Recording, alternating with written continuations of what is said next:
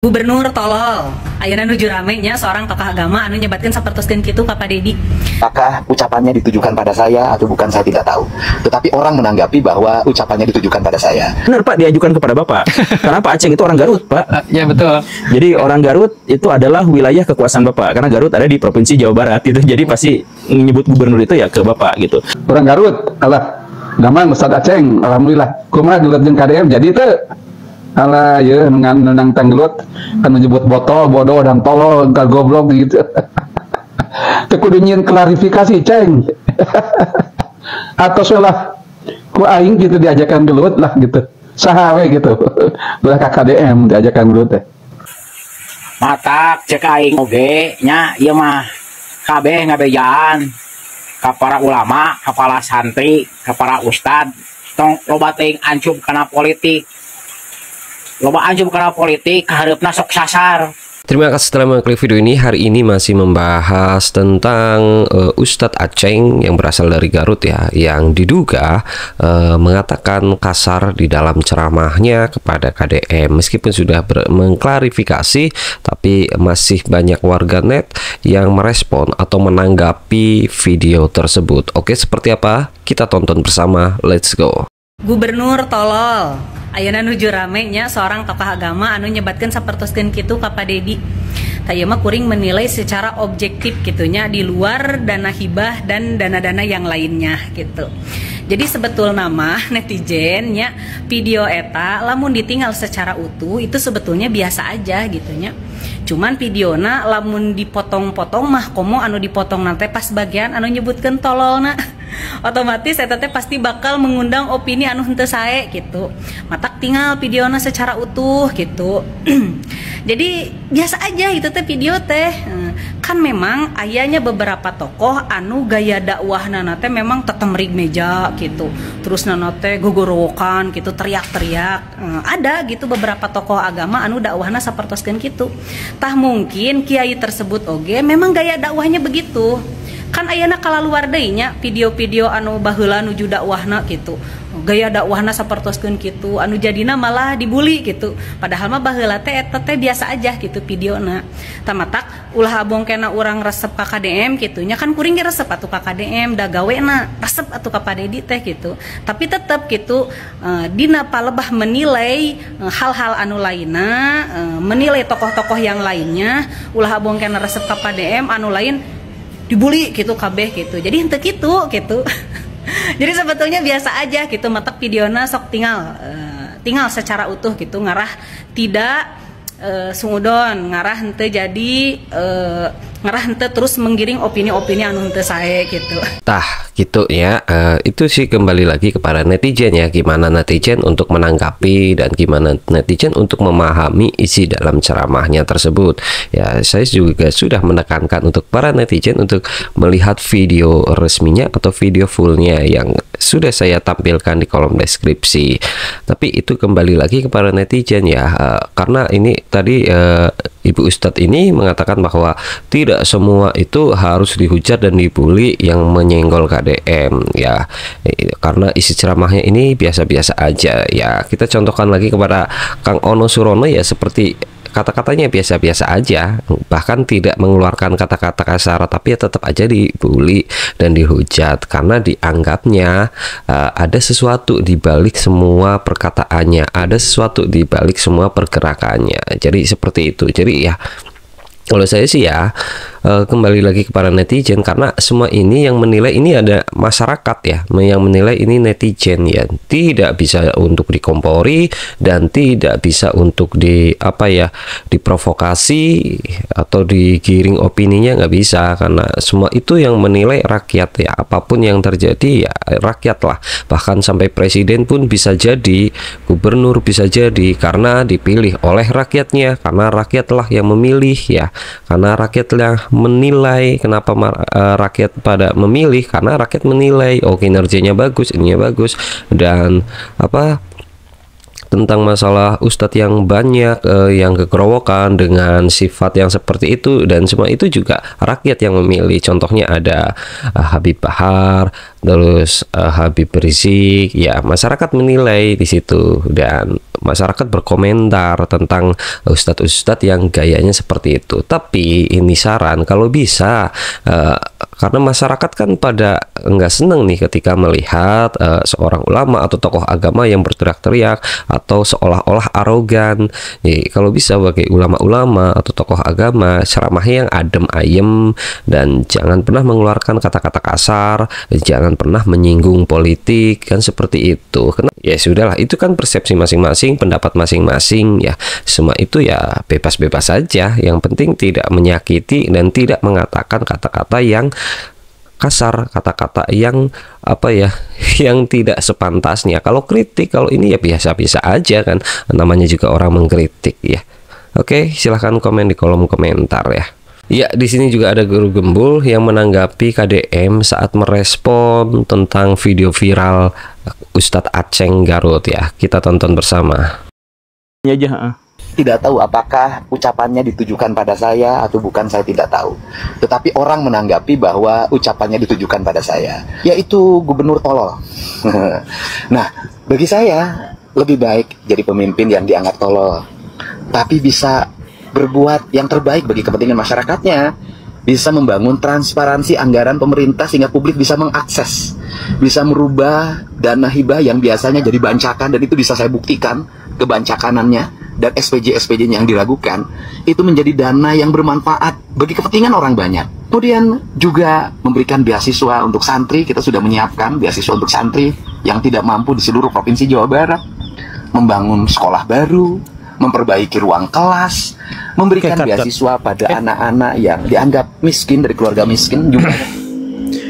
Iya, seperti yang saya bilang tadi, saya percaya Pak KDM itu memang sudah melakukan evaluasi dan sudah mengamati kebijakan-kebijakan dan alokasi dana yang dibuat pemimpin terdahulu. Jadi saya setuju itu. Makanya yang tadi juga, kalau Pak KDM tadi nanya, saya tidak tahu apakah ini diajukan kepada saya. Benar Pak, diajukan kepada Bapak. Karena Pak Aceng itu orang Garut, Pak. Ya betul. Jadi orang Garut itu adalah wilayah kekuasaan Bapak. Karena Garut ada di Provinsi Jawa Barat gitu. Jadi pasti menyebut gubernur itu ya ke Bapak gitu. Jadi di satu sisi saya setuju sepenuhnya dengan Pak KDM, tapi kalau boleh saya mau komentari sih, itu gaya bicara komunikasi politiknya itu jangan menjadi semakin template gitu. Setiap dapat kritikan mengalah, oh iya gini, tapi gini. Memang transparan, kita akui bersama bahwa Pak KDM itu sekarang sangat-sangat transparan. Bisa dibilang kepala daerah paling transparan sampai sejauh ini yang kita ketahui gitu ya. Dan itu penting.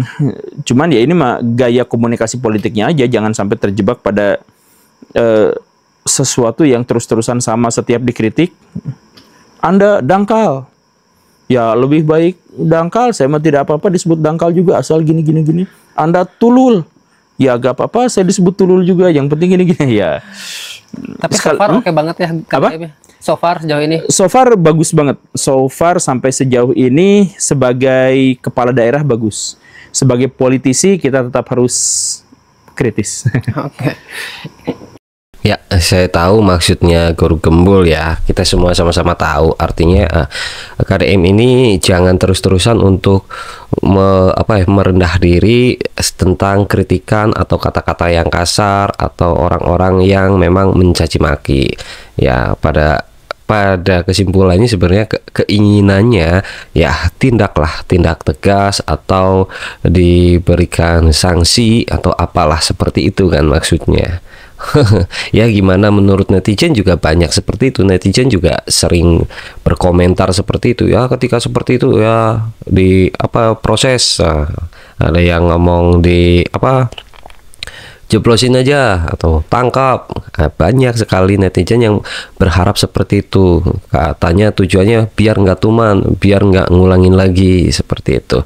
Tapi ya memang KDM selalu seperti itu ya, dan selalu memaafkan dan merendah dan menerima apapun yang dikatakan dengan dengan tujuan ya semuanya biarkan saja, yang penting bekerja dengan baik, yang penting rakyatnya merasakan hasil kerjanya, karena yang menghujat tidak seberapa dan Saya pikir masih banyak masyarakat yang bisa menikmati hasil dari KDM ya, hasil kerjanya, hasil semuanya yang ditangani sekarang oleh Gubernur Jawa Barat ini ya. Mungkin seperti itu KDM ya.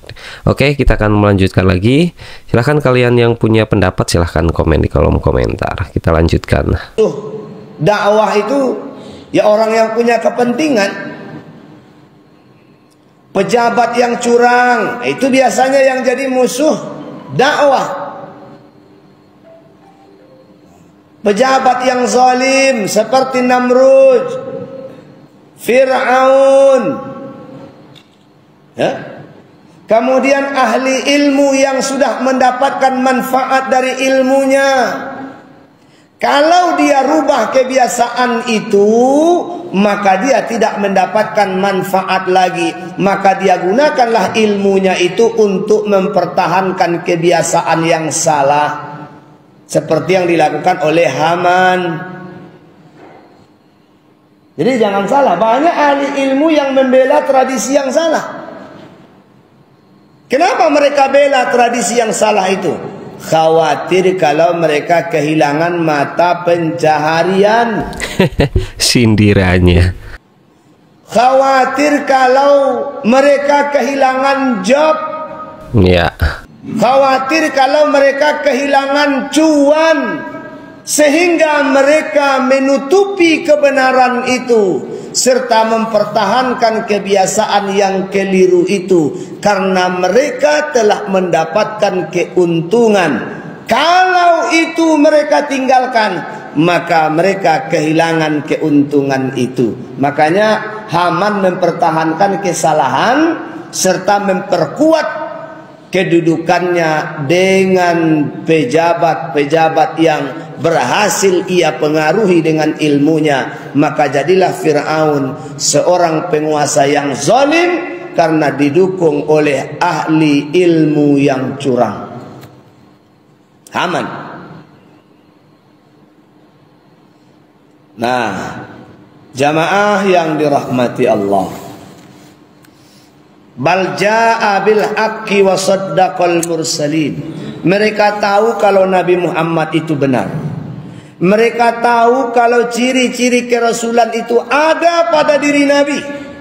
Tapi karena yang disampaikan Nabi bertentangan dengan tradisi mereka, akhirnya mereka tolak kebenaran itu dan mereka ada yang membantah. Pembela Cang Mujib katanya dirujak netizen. Dakwah itu harus habis-habisan. Kulil haq walau kana murron.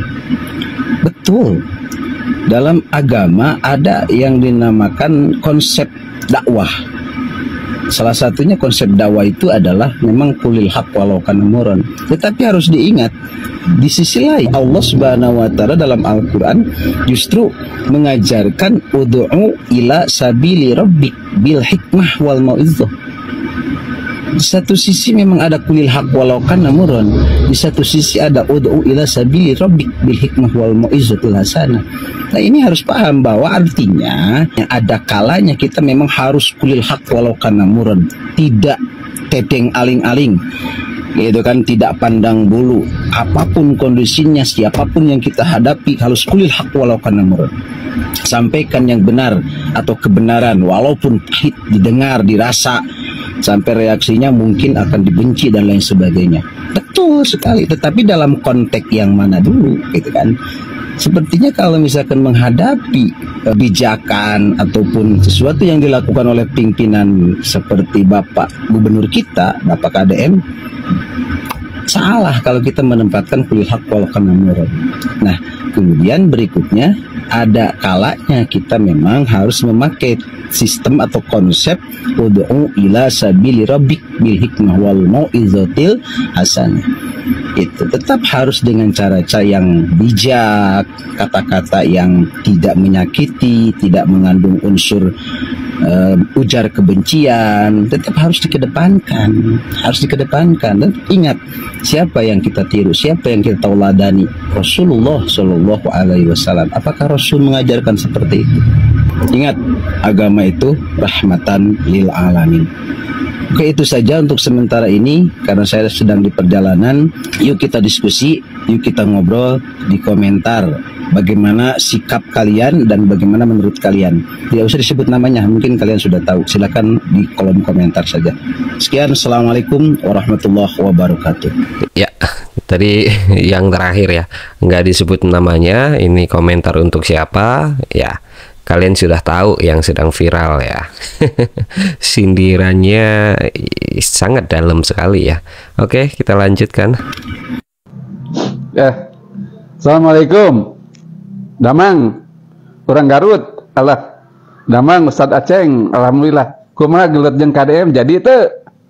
Waduh. Nang tanggelut kan menyebut botol, bodoh dan tolol, goblok gitu. Teu kudu nyieun klarifikasi, Ceng. Atau salah ku aing gitu diajakan gelut lah gitu. Waduh. Nah, gitu. Ulah KKDM diajakan gelut teh. Lamun benar-benar ente ustad, guru ngaji, ketua yayasan pondok pesantren, ulah kitu nyarios teh juragan. Jika budak karak keluar ti sosukan, abus ke tengah jalan, gogorokan hayang supaya truk. Waduh, disarwakeun jeung budak ya. Kalau ditabrak ku trukna. Masalah ena duit hibahan ucan kala luar. Memang ngahaya ku KDM walau mual waka dikaluarkeun cenah. Samemeh kapanggih kabutuhanana keur naon wae eta duit hibah teh. Bermula da ieu mah tina duit hibah atuh kabeh oge pada ngararamuk teh teu dibikeun ari KDM mah hayang kabagi teh duit hibah teh keur sabenar-benarna kaperluan misalnya nyieun madrasah nyieun segala macam nuk berhubungan jeung pendidikan Islam. Ulah dibikeungan kahiji pasantren bari puluhan miliar. Anu 5 miliar, 20 miliar, 30 miliar, 2,5 miliar. Tos lah eta mah. Ulah kudu ngajak gelut. Bisi ya mah. Digelutan ku batur. Waduh, tuh. Batur jelema bukan. Batur setan lain. Batur naon? Batur awak maneh sorangan. Assalamualaikum. Matak cek aing oge nya ieu mah kabeh ngabejaan ka para ulama, kepala santri, ka para ustad. Tong loba teuing ancup kana politik. Loba ancup kana politik kahareupna sok sasar. Tuh. Contohna we si Aceng dah ka bapak aing. Gara-gara di stop dana hibahnya jadi beberewekan tepugu tak eta ilmu maneh bisa nyelamatkeun maneh, ilmu maneh bisa nyilakakeun maneh, tah nu kitu ngaranna. Ya, begitulah tanggapan-tanggapan dari netizen ya, dan juga tadi ada guru gembul juga ya. Yang terakhir ya tetap ya, kebanyakan orang yang menanggapi tentang ceramah tersebut ya, kebanyakan orang memiliki pendapat bahwa ini masalah tentang dana hibah yang memang di stop ya, karena banyak sekali orang-orang yang memang saat dana hibah itu di stop atau dipangkas, itu banyak orang yang mengeluarkan pendapat atau menyinyir atau mengkritik ya, dan atau apa ya, teriak seperti itu. Apalagi dana hibah itu bukan hanya 100 juta 200 juta ya, dana hibahnya bisa nilainya miliaran gitu. Jadi masyarakat mau digiring kemana, mau dibawa kemana, tetap akan berpikirannya seperti itu ya. Itu karena sudah terjadi saat waktu pertama kali KDM menyuarakan atau membuat statement atau membuat keputusan bahwa akan memangkas dana hibah dan akan dibagikan kepada pesantren-pesantren yang belum pernah dapat dari dulu. Itu banyak sekali yang baru berkeluar, yang mengeluarkan pendapat yang tiba-tiba nongol, yang kita tadinya nggak tahu akhirnya menjadi tahu. Ya itu contoh-contohnya, hingga akhirnya sampai sekarang masyarakat tetap akan kebawa ke arah situ, bahwa orang-orang yang menyenggol dengan KDM, apalagi orang yang tokoh ulama atau tokoh agama, apalagi yang punya pesantren, itu secara tidak langsung masyarakat udah langsung otomatis gitu loh, nggak perlu digiring opininya oleh siapapun, udah otomatis akan menyangka bahwa oh pasti ini karena dana hibahnya nggak keluar, itu udah pasti gitu loh. Jadi mau apa ya, klarifikasi mau segimanapun tetap masyarakat sudah akan menyangka ke arah situ. Ya, kita tidak bisa memaksakan ke masyarakat ya. Pada intinya ya sudahlah, biarkan masyarakat menilai, dan ketika merasa tidak bersalah ya jangan ketakutan, merasa tidak bersalah ya jangan apa ya, klarifikasi sana sini. Tetap kalau orang benar kan ya udah, masa bodoh mau orang mau ngomong apa, yang penting aku benar, hanya kita dan Allah kan gitu contohnya. Jadi jangan apalagi pembela-pembela santri-santrinya juga jangan membuat gaduh lagi, jangan membuat klarifikasi lagi, atau malah membalikan fakta yang salah itu netizen. Itu nanti akan menjadi ramai lagi ya. Kita sudahi saja di sini. Yang penting tidak ada lagi untuk orang-orang yang santri-santrinya yang membuat video-video tersebut, atau video-video yang orangnya didatengin terus suruh klarifikasi, suruh tanda tangan pakai materai. Itu kan membuat stigma netizen menjadi wow gitu loh, siapa sih kok seperti itu gitu loh. Tanggapannya sih ini apa sih, oknum ustadz atau ormas atau preman, biasanya kan seperti itu ya, tanggapan netizen akan menjadi seperti itu gitu. Karena nggak ada ya ketika orang dijelek-jelekin atau dikritik langsung didatangin, itu nggak ada, jarang sekali kalau bukan orang-orang yang arogan gitu. Kalau contohnya KDM kritik ini ya biarkan saja gitulah. Di demo oleh ratusan orang ya biarkan saja, yang penting nggak apa-apa yang mendemo, yang penting saya bekerja dengan baik, yakin untuk rakyat, saya yakin apa yang saya lakukan benar, tetap berjalan lurus ya, seperti itu. Nggak perlu menyimpan rasa dendam, nggak perlu menyimpan rasa sakit hati, karena semua manusia itu tidak ada yang sempurna. Jika ada kesalahannya ya meminta maaf sudah, dan ketika merasa benar ya tetap lanjutkan apa yang akan dilakukan. Seperti itu aja sih, enteng dan gampang ya, nggak perlu terbawa emosi untuk mencari-cari siapa netizennya ini yang mengkritik. Itu ya akan menjadi gempar ya, harap digarisbawahi. Bukannya memberhentikan pemberitaannya, bukannya memberhentikan kritikannya, tapi akan malah menambah banyak lagi, semakin banyak video-video yang dikritik terus digeruduk, terus ada santrinya yang membela lagi atau menolol-nololkan netizen, menyalah-nyalahkan netizen ya. Itu akan menjadi tambah rumit dan semakin panjang. Sudahlah bagi netizen ya sudah, karena Ustadz Aceng ini sudah klarifikasi, dan selama santri-santrinya ini juga tidak memberikan lagi video-video tentang penggerudukan, santrinya tidak mengunggul-unggulkan Ustadz Aceng, siapa Ustadz Aceng sebenarnya. Ibaratnya kan ketika santrinya ini mengunggul-unggulkan disebutnya ria, sombong, menyombongkan Ustadz Aceng ini gitu. Kontribusinya udah ini, ketua ini, itu kan sama aja memamerkan ya gitu. Padahal sekarang lagi dihujat, jadi jangan mempertunjukkan seperti itu, mending diam, lakukan apa aja yang memang bermanfaat. Ya saya berharap sih ya netizen sudahlah ya, namanya orang pasti ada kesalahan, ada salah ucap, atau perlu belajar lagi ya, perlu merenungkan lagi, dan perlu introspeksi diri lagi. Kita sudah mengkritik dan sudah memberikan saran ya, siapa tahu nanti bisa berubah menjadi lebih baik lagi, dan bisa menjaga lisannya, karena kata-kata ini, sebuah lisan ini yang sangat berbahaya ya. Ucapanmu harimaumu, kan seperti itu. Yaudah, sekira cukup sekian. Maaf jika ada kata-kata yang salah, saya minta maaf sebesar-besarnya. Dan mungkin ini terakhir untuk konten tentang pemberitaan Ustadz Aceng Mujib ya, karena memang sebenarnya sudah minta maaf, dan yang penting jangan ada santrinya lagi yang membuat video-video lagi yang memicu amarahnya netizen ya. Ketika ada lagi seperti itu, otomatis juga media tetap akan memberitakan, konten kreator tetap akan memberitakan, karena aspirasi rakyat, aspirasi netizen pingin ditampilkan dan pingin didengar juga oleh rakyat-rakyat yang lain. Kenapa para netizen ini berkomentar di medsos? Karena kepingin juga aspirasinya pingin didengar, dan pendapatnya pingin didengar juga oleh semua orang. Makanya diposting lah di TikTok, di semua media lah gitu. Itu tujuannya gitu. Sama saja kan, santri-santrinya yang membela kemarin juga diposting, tujuannya kan agar netizen-netizen bisa mendengar semua itu. Sama aja, jadi udah fair, udah adil kan semua itu. Udah, sampai jumpa kita di video berikutnya. Bye.